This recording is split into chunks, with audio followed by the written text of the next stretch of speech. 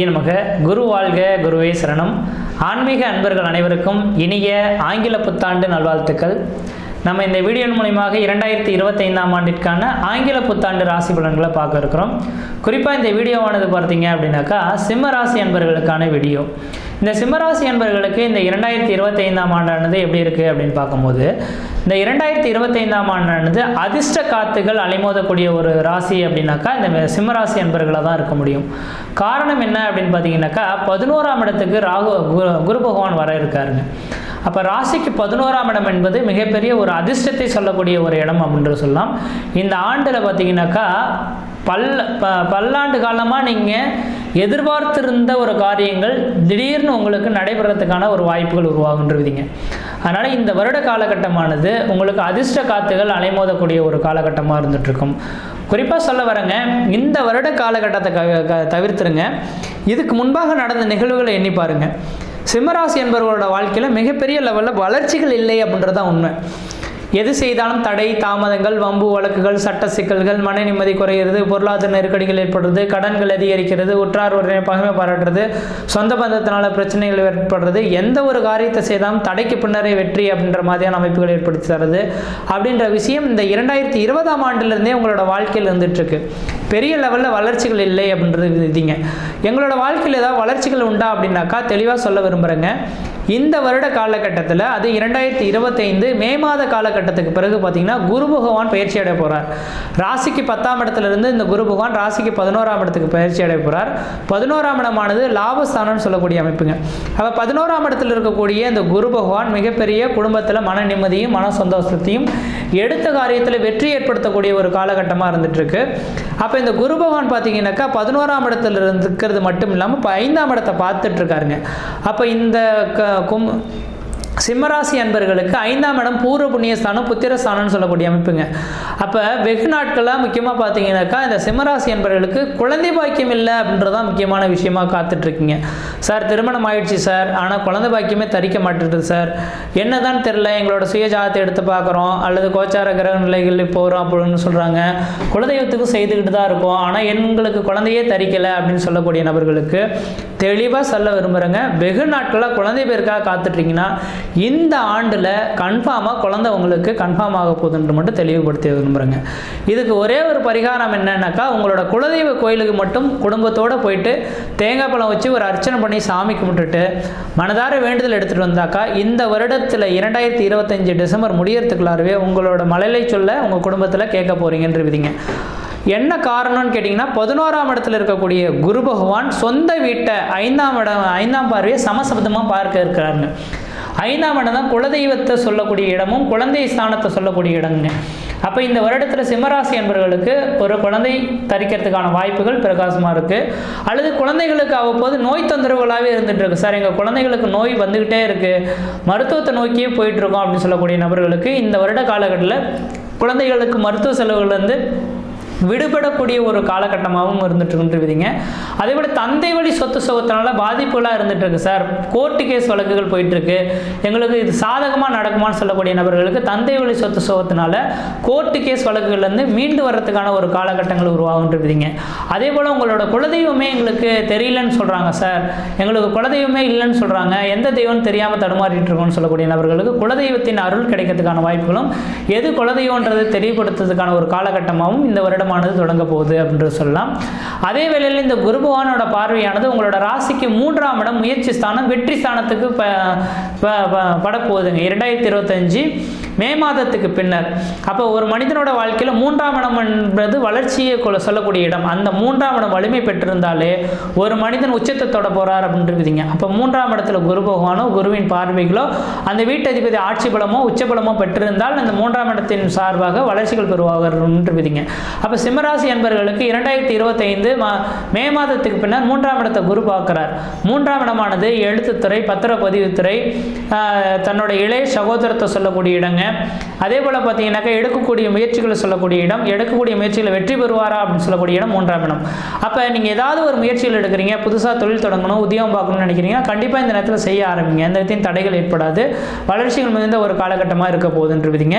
அதே மாதிரி எழுத்துத்துறை, பத்திரப்பதிவுத்துறை, இந்த மீடியா துறையில் இருக்கக்கூடிய நபர்கள் யாராக இருந்தாலும் சிம்மராசிகள் இருந்தால் நீங்கள் தான் இந்த நேரத்தில் தலைமை பதவி வகிக்க போகிறீங்க அப்படின்றீங்க. உங்களுக்கு என்ற பெயர், புகழ், கௌரவம், அந்தஸ்து, புகழ் உருவாகக்கூடிய ஒரு காலகட்டங்கள் உருவாகும். இளைய சகோதரத்தினால உங்களுக்கு ஆதாயங்கள் பெறக்கூடிய ஒரு காலகட்டமாகவும் இந்த ஆண்டில் தொடங்க போகுது அப்படின்றீங்க. அப்போ நீங்கள் எடுக்கக்கூடிய முயற்சிகள் எல்லாமே உங்களுக்கு சாதகமான ஒரு பலன்களை ஏற்படுத்தி தரப்போகுது அப்படின்றத தெளிவுபடுத்த விரும்புகிறேங்க. அடுத்ததாக பார்த்தீங்கன்னாக்கா உங்களோட ராசிக்கு பார்த்தீங்க அப்படின்னாக்கா 7ஆம் இடத்துக்கு குருவின் பார்வையானது 2025 மே மாத காலகட்டத்துக்கு பிறகு தொடங்க போகுதுங்க. அப்போ 7ஆம் இடமானது திருமணஸ்தானம், கலஸ்திரஸ்தானம் சொல்லக்கூடிய அமைப்புங்க. வெகு நாட்டில் திருமணமே நடக்கல சார், எனக்கு கோயில் குளத்துக்கு போகிறோம், பரிகாரங்கள் செய்கிறோம், எவ்வளோ வரன்கள் பார்க்குறோம், நாங்கள் பார்க்கக்கூடிய நபர்களுக்கு எல்லாமே திருமணம் நடந்து முடிஞ்சிருது, ஆனால் நாங்கள் மட்டும் போனோம்னாக்கா எங்களுக்கு திருமணமே நடக்க மாட்டேது, எனக்கு திருமணம் நடக்குமா நடக்காதான்னு சொல்லக்கூடிய நபர்களுக்கு கன்ஃபார்ம்டாக 2025 மே மாத காலகட்டத்திலேருந்து 2026 மே மாத காலத்துக்குள்ளார உங்களுக்கு திருமணம் நடைபெற்று குழந்தை பேர் தரிக்கிறதுக்கான வாய்ப்புகளும் பிரகாசமாக இருக்குது. ஏன்னா 7ஆம் இடத்தையும் குரு பார்க்குறார், 5ஆம் இடத்தையும் குரு பார்க்குறார். அதனால் திருமணமாகி குழந்தை பேருக்கான அமைப்புகள் கன்ஃபார்மாக இருக்குது.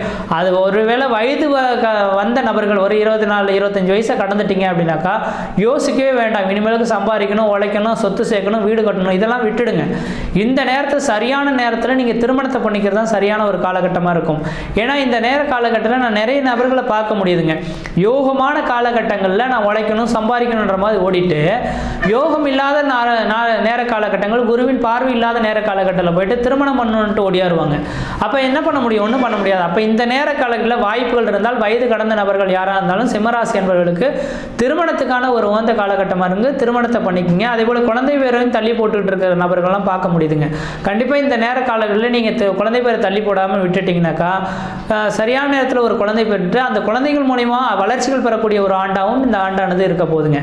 அப்போ இந்த 2025ஆம் ஆண்டானது மிகப்பெரிய ஒரு மன நிம்மதியும் மன சந்தோஷத்தையும் ஏற்படுத்தக்கூடிய ஒரு ஆண்டு. பழமையான பிரச்சனைகளுக்கு ஒரு தீர்வு ஏற்படக்கூடிய ஒரு ஆண்டாக இருக்கும். குடும்பத்தில் மன நிம்மதிகளும் மன சந்தோஷங்களும் எடுத்த காரியத்தில் வெற்றி ஏற்படக்கூடிய ஒரு ஆண்டாக இருந்துட்டு இருக்க போகுது.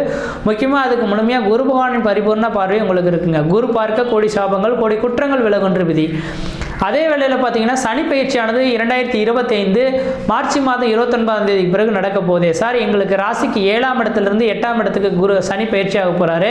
8ஆம் இடமானது நட்டம், அவமான, விரயம், அஷ்டமச்சனின்னு சொல்கிறாங்களே, இது பெரிய லெவலில் பாதிப்பு தரும்னு சொல்கிறாங்களே, அப்போ நீங்கள் இந்த வருடத்தில் நலமாக இருக்க போகிறீங்கன்னு சொல்கிறீங்களே, எது சார் நடக்க போகுது? எல்லா ஜோதிடர்களும் அஷ்டமச்சனி தொடங்க போது பிரச்சனைகள் வரப்போகுதுன்னு சொல்கிறாங்க. நீங்கள் பார்த்தீங்கன்னாக்கா நலமாக இருக்க போகுதுன்னு சொல்கிறீங்க. எதன் அடிப்படையில் இது நலமாக இருக்க போதே? அப்போ அஷ்டமச்சனி எங்களை பாதிப்பு தராதா அப்படின்னு கேட்கக்கூடிய நபர்களுக்கு, எல்லா மனிதர்களுக்கும் அஷ்டமச்சனி காலகட்டங்கள் ஒரு மிகப்பெரிய ஒரு மாற்றத்தை கொடுக்கும். பண பிரச்சனைகளும் பொருளாதார நெருக்கடியும் கடன் சூழக்கூடிய அமைப்புகளையும் கொடுக்கும். ஆனால் இந்த வருட காலகட்டத்தில் இந்த அஷ்டமச்சனி உங்களை பாதிக்காது அப்படின்றத ஆணித்தரமாக சொல்ல விரும்புகிறேங்க. காரணம் என்னன்னு சொல்லட்டுங்களா? இந்த குரு பகவானோட வீட்டில் சனி பகவான் உட்காந்துருக்கார். அந்த சனி பகவான் குருவுக்கு கேந்திரத்திலையும் குரு பகவானுக்கு சனிக்கு கேந்திரத்திலையும் உட்காந்துருக்கார். அப்போ சனி பகவானும் குரு பகவானும் கேந்திர ஸ்தானத்தில் உட்காந்துருந்தாங்க அப்படின்னாக்கா, அந்த கிரகங்களுக்கு கேந்திரத்தில் இருந்தாங்க அப்படின்னாக்கா சனி பகவானால எந்த விதத்திலையும் பாதிப்புகளையும் உங்களுக்கு தர முடியாது. அப்போ சனி பகவானின் கண்ட்ரோல் எல்லாமே குரு பகவானோட கண்ட்ரோலில் வந்துருந்துருவீங்க. அப்போ இந்த நேர காலகட்டத்தில் சனி பகவான் அஷ்டமச்சனி தாக்கங்கள் சிம்மராசி என்பவர்களுக்கு வரப்போகிறது கிடையவே கிடையாது. நீண்ட ஆயுளையும் நிறைந்த செல்வத்தையும் இந்த வருடமானது அனுபவிக்க போறீங்கன்றீங்க. அதனால புதுசாக தொழில் தொடங்கணும்னாலும் சரிங்க, உத்தியோகம் பார்க்கணும்னாலும் சரிங்க, முயற்சி எடுக்கிறது ஓரளவுக்கு நல்லா இருக்கும். தனியார் துறையில் இருக்கக்கூடிய நபர்களுக்கு தொழிலில் வளர்ச்சி ஏற்படக்கூடிய காலகட்டங்கள், புதுமையாக ஒரு மன நிம்மதி, மன சந்தோஷம் ஏற்படக்கூடிய காலகட்டம் உருவாகும். அரசு துறையில் இருக்கக்கூடிய நபர்களுக்கு இடமாற்றங்கள் ஏற்படுறதுக்கான வாய்ப்பு உண்டு. அந்த இடமாற்றத்தினால மன நிம்மதியை பெறக்கூடிய ஒரு காலகட்டங்களாக உருவாகுன்றீங்க. அதே போல் இந்த வருட காலகட்டத்தில் வீடு மனை வாசல் வாங்கணும், கட்டணும்னு நினச்சிங்கன்னா 2025 மே மாத காலகட்டத்துக்கு பிறகு 2026 மே மாத காலகட்டத்துக்குள்ளார வீடு மனை வாசல் வாங்குவதற்கான ஒரு வந்த காலகட்டமாக இருக்குது. வண்டி வாகனங்கள் புதுசுமையாக வாங்கணும்னு ஆசைப்பட்டுருந்தீங்கன்னாக்கா கண்டிப்பாக இந்த நேர காலங்களில் மே மாதத்துக்கு பிறகு வண்டி வாகனங்கள் வாங்குவது உங்களுக்கு ஒரு நல்ல பலன்களை ஏற்படுத்தரும்.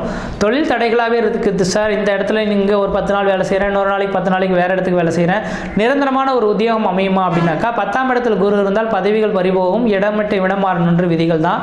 முக்கியமாக இந்த நேர காலங்களில் வெளிநாடுகளில் இருக்கக்கூடிய நபர்கள் உங்களோட வேலைகளை தக்க வைத்துக் கொள்ளுங்கள். ஆண்டின் தொடக்கத்தில் ஜனவரியிலிருந்து மே மாத காலகட்டம் வரலாம். ஆனால் மே மாத காலகட்டத்துக்கு பிறகு அதே நிறுவனமே உங்களை தூக்கி நிறுத்தக்கூடிய காலகட்டங்கள் உருவாகும். அது முக்கியமாக ஊரை விட்டு வெளியூர் வெளிநாட்டில் வசிக்கக்கூடிய நபர்களுக்கு அதிர்ஷ்ட காத்துக்கள் அதையும் அலைமோதக்கூடிய ஒரு காலகட்டங்களாக உருவாகுன்றீங்க. அதனால் தொழில்னால ஒரு வளர்ச்சிகளை பெற போறீங்க. குடும்பத்தில் மன நிம்மதி, மன சந்தோஷங்கள், வெகு நாட்களாக தடைபட்டு இருந்த ஒரு காரியங்கள்லாம் இந்த வருடத்தில் நடக்க போகுது. திருமணமாகாத திருமண வாய்ப்புகளும், குழந்தை பேர் இல்லாத ஒரு குழந்தை பேர் உருவாகிறது. முக்கியமாக ரியல் எஸ்டேட் சம்பந்தப்பட்ட தொழில் செய்யக்கூடிய நபர்களுக்கு அதன் மூலிமா வளர்ச்சிகள் ஏற்படக்கூடிய ஒரு காலகட்டமாகவும் உருவாக போகுதுன்றீங்க. இந்த ராகு கேது பயிற்சியும் இதே நேரத்தில் நடக்குதுங்க. கடந்த ஒரு 1.5 வருட காலத்தில் 2ஆம் இடத்துல இருந்த கேது பகவானால வார்த்தைகள் நீங்கள் முக்கியமாக இந்த சிம்மராசி அன்பர்கள்லாம் பார்த்தீங்கன்னா கொடுத்த வாக்கை காப்பாற்றக்கூடிய நபர்கள். கரெக்டாக இந்த நேரத்தில் இந்த காரியத்தை செய்ய போகிறேன்னா திட்டமிட்டு அந்த நேரத்தில் நீங்கள் காய் நகர்த்தக்கூடிய நபர்கள். ஏன்னா சூரியனோட காரகத்துவம் இல்லவா, சூரியன் வந்து எந்த ஒரு நேரத்துக்காக நிற்காது, அது பாட்டுக்கு அதோட ரொட்டீனான ஒர்க்கை பார்த்துட்டு இருக்கின்ற மாதிரி சிம்மராசி அன்பர்கள் கரெக்டான நேரத்தில் இந்த வேலைகளை இந்த நேரத்தில் தான் செய்யணும்னா கரெக்டாக செய்துட்டு இருப்பீங்க. ஆனால் கடந்த 1.5 வருஷ காலமாக பார்த்தீங்கன்னா கேது பகவான் 2ஆம் இடத்துல வாக்குஸ்தானத்தில் இருக்கனால கொடுத்த வாக்கை காப்பாற்ற முடியாமல் நீங்கள் தடுமாறி இருப்பீங்கன்றீங்க. ஆனால் அப்படிப்பட்ட நபர்களுக்கு இந்த ஆண்டின் தொடக்கத்திலேயே பார்த்தீங்கன்னாக்கா ராகு கேது பயிற்சி நடக்க இருக்கு. அப்போ கேது பகவான் விலகி பார்த்தீங்கன்னா உங்கள் ராசியை வந்து நோக்கி வரப்போகிறார். அப்போ கொடுத்த வாக்குகளை காப்பாற்றக்கூடிய காலகட்டம் உருவாகும். தன பிரச்சனைகளுக்கு ஒரு தீர்வு ஏற்படக்கூடிய காலகட்டம் உருவாகும். கடன் பிரச்சனையிலிருந்து மீண்டு வரக்கூடிய காலகட்டம் உருவாகும். தொழில் மூலிமா லாபங்கள் ஏற்பட்டு அதன் மூலிமா கடன்களை அடைக்கக்கூடிய ஒரு காலகட்டமாக உருவாகுதுன்றீங்க. 7ஆம் இடத்துல ராகு பகவான் வரது இருக்கனால திருமணமாகாத எத்தனை நபர்கள் இருந்தாலும் இந்த நேரத்தில் ராகுவின் அம்சத்தினால திருமணம் நடைபெறதுக்கான வாய்ப்பு உருவாகும். ஆனால் அவ்வப்போது கணவன் மனைவி உறவுகளில் கொஞ்சம் விரிசல் இருக்கும். அதை கொஞ்சம் விட்டு கொடுத்து போய்க்கிறதா ஓரளவுக்கு நல்ல பலன்களை தருன்றீங்க. மற்ற விதத்தில் உங்களுக்கு எந்த வித்தையும் தோஷங்கள் பாதிக்க முடியாது. சீரும் சிறப்புமாகவே இருப்பீங்க. இந்த ஆண்டானது சிம்மராசி அன்பர்களுக்கு வளர்ச்சி நிறைந்த ஒரு ஆண்டாக இருக்குது. முயற்சி எடுத்தவர்கள் கண்டிப்பாக வெற்றி பெறுவீங்க. நன்றி, வணக்கம்.